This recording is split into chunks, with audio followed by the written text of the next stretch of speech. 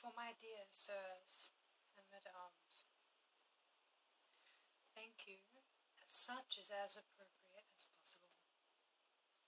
Thank you, sirs and mesdames, for such an honour that only pertains to those who are noble and great in the mind, heart and soul. Much dear work has begotten my appropriate efforts, such as those from Dr. Paul Camel, my great-father Rodney Kent, who is a Master of Science, my great-grandfather, who was a stealth digger in World War I, my grandfather also, and my grandmother, my surrogate granny, who's Paul's granny, and also his humble, beautiful grandfathers. Thank God we don't burn witches anymore. I sort of feel like it might be good to show you a little bit more about my experience writing the Opal books. They were excruciating, physically, mentally. They really tore out my soul.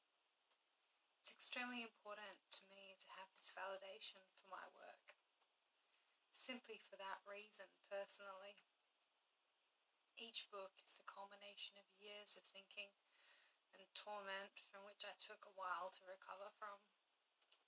The nature of the books means that there is no guidance beyond them, and that is validation for me personally in terms of winning this prize. It makes sense to me. I think prolifically we can see that the idea of empathy and peace go hand in hand indefinitely. Togetherness is understanding that we are not the rulers of the universe, but merely coinciding with each other indefinitely.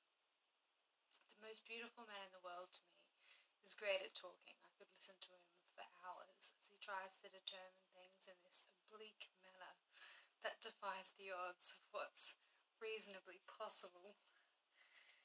He's so adorable, and it's so unique that we need to appreciate people for what they are regardless of labels, and intention is really at the heart of someone's personality. The idea of awareness is a nonsense where morals are concerned. It is people and the creation of peace that creates awareness of what can be rather than what is. What we think is going on is definitely different from what is reasonable to expect from one another, and this creates disharmony rather than respect. The notion of power in itself is an evil and should be disregarded and weeded like a poisonous plant. It is the dreams we have that are worthy of growing, not substantiation of our ideas about our environment. To accept rather than change where love is not a plausible notion means that identically we are suffering at the hands of poison. Thank you to my fans. Well, I don't need to tell you I am.